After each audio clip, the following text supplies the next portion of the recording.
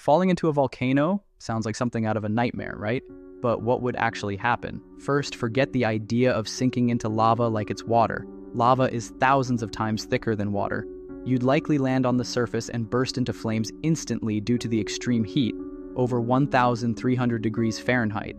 Within seconds, your body would ignite, your lungs would scorch, and you'd lose consciousness almost immediately. If the impact didn't kill you, the toxic gases, like sulfur dioxide, would finish the job. Even if you fell onto solid ground near the crater, the heat alone could melt your skin before you even hit the bottom.